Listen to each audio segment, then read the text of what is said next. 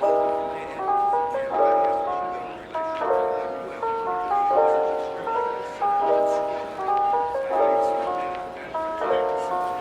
you guys, welcome or welcome back to my channel. If it's your first time here, you're watching Booked on Charity. In today's video, I'll be sharing with you my very short list of anticipated releases for February.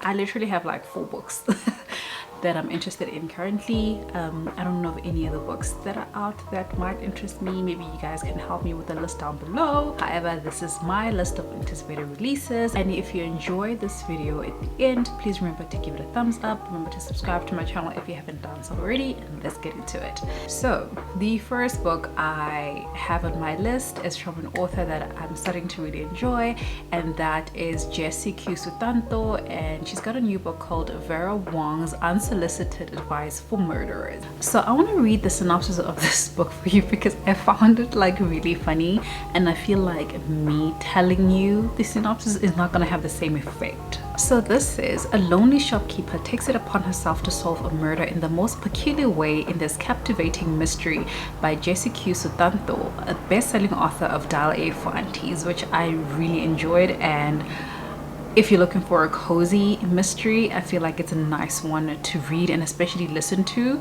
because the narrator does a really good job with the voices. So this says, Vera Wong is a lonely little old lady, a lady of a certain age, who lives above her forgotten tea shop in the middle of San Francisco's Chinatown. Despite living alone, Vera is not needy. Oh no, she likes nothing more than sipping on a good cup of oolong and doing some healthy detective work on the internet about her Gen Z son is up to.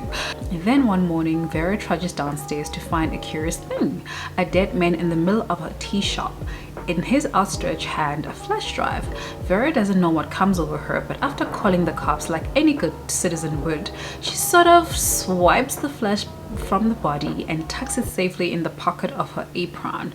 Why? Because Vera is sure she would do a better job than the police possibly could, because nobody sniffs out wrongdoing quite like a suspicious Chinese mother with time on her hands. Vera knows the killer will be back for the flash drive. All she has to do is watch the increasing number of customers at her shop and figure out which one among them is the killer.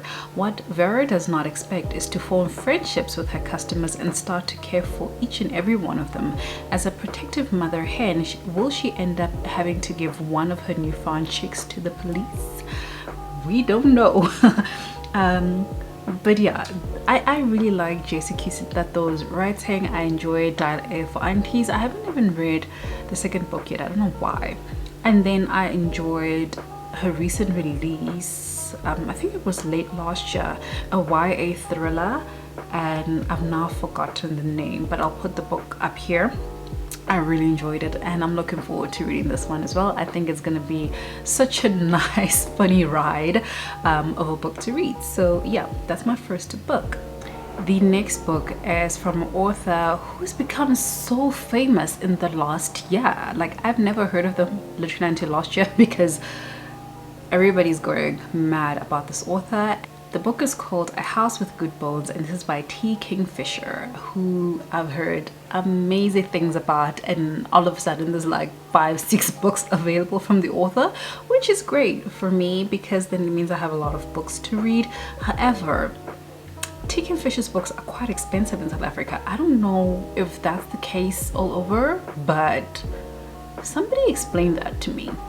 This one says, a haunting Southern Gothic from an award-winning master of suspense, A House with Good Bones explores the dark, twisted roots lurking just beneath the veneer of a perfect home and family. Mom seems off. Her brother's words echo in Sam Montgomery's ear as she turns onto the quiet North Carolina street where her mother lives alone. She brushes the thought away as she climbs the front steps. Sam's excited for this rare extended visit and looking forward to nights with just the two of them, drinking boxed wine and watching murder mystery shows and guessing who the killer is long before the character figure it out. But stepping inside, she quickly realizes home isn't what it used to be. Gone is the warm, cluttered charm her mom is known for. Now the walls are painted a sterile white. Her mom jumps at the slightest noises and looks over her shoulder even when she's the only person in the room. And when Sam steps out back to clear her hair, she finds a jar of tea teeth hidden beneath the magazine-worthy rose bushes, and vultures are circling the garden from above. To find out what's got her mom so frightened in her own home, Sam will go digging for the truth, but some secrets are better left buried. This sounds really, really good. And I'm like, since reading Mexican Gothic, I feel like I'm more into like Gothic horror now. I was like very anti-horror novels, but I think I can handle Gothic horror because in my mind I didn't realize that was like a subgenre of horror. I just like boxed it all in one and I was like, no ma'am. But Gothic horror, definitely Alex Henderson, definitely T. Kingfisher, definitely Sylvia Morena Garcia, definitely. The next book I'm interested in is called A Spell of Good Things, and this is by Ayobami Adebayo, who is also the author of Stay With Me, which is, I feel, quite a popular African literature novel that I haven't yet read, but I've heard good things about. And this one says, Ayobami Adebayo, the celebrated author of Stay With Me, unveils a dazzling story of modern Nigeria with two families caught in the riptides of wealth, power, romantic obsession, and political corruption. Iniola is tall for his age, a boy who looks like a man. Because his father has lost his job, Iniola spends his days running errands for the local tailor, collecting newspapers, begging when he must, dreaming of a big future. Wuraula is a golden girl, the perfect child of a wealthy family, now an exhausted young doctor in her first year of practice. She is beloved by Kunle, the volatile son of an ascendant politician. When a local politician takes an interest in Iniola and sudden violence shatters a family party, Wuraula and Iniola's life become intertwined. In her breathtaking second novel, Ayobami Adebayo shines her light on Nigeria, on the gaping divide between the haves and the have-nots, and the shared humanity that lives in between. I think it's gonna be like a nice book to like read, probably buddy read as well.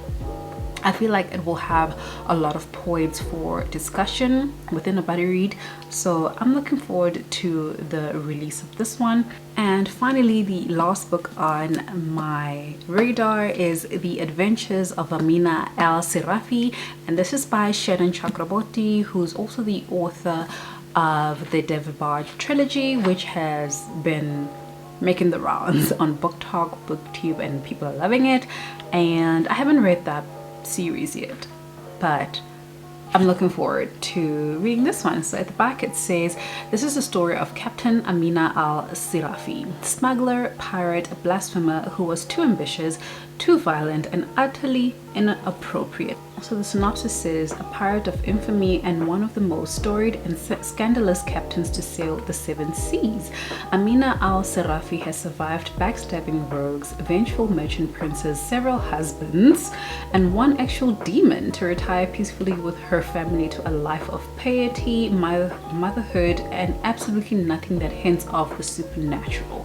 But when she's offered a job no bandit could refuse, she jumps at the chance for one final adventure with her old crew that will make her a legend and offers a fortune that will secure her and her family's future forever.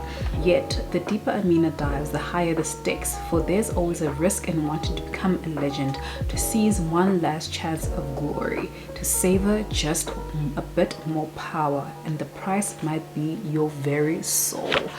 This sounds so good, and I'm so happy that I already have a proof copy to read. So yes, I'm really looking forward to this one. It's actually on my March TBR, and yeah, excited. So I just wanted to pause this video before it ends because I wanted to give you some honorable mentions. So I'm really excited for the new release of the next chapter, not volume yet, of Saga by Brian K. Vaughan. So chapter 64 is being released on the 29th of March, and I cannot wait to get to a point where I'm actually on par to read it. The second honorable mention will be The Faithless by C.L. Clarke, which is book 2 in the Magic of the Lost series. Book 1 was called The Unbroken, and I believe that this is a sapphic fantasy, and I'm absolutely looking forward to reading these series. And that is all the books that I'm anticipating for the month of March. Please let me know down below if you have any other books that you are excited for that are releasing in the month of March. I will be really excited to have a look at your list and see if I can add on to mine. Thank you so much for watching my video. If you enjoyed it, please remember to give it a thumbs up. It really helps my video get noticed. And remember to subscribe to my channel if you haven't done so already. I've got links to my social media in the description box, so be sure to follow me on those platforms. And I'll see you guys in my next one. Bye.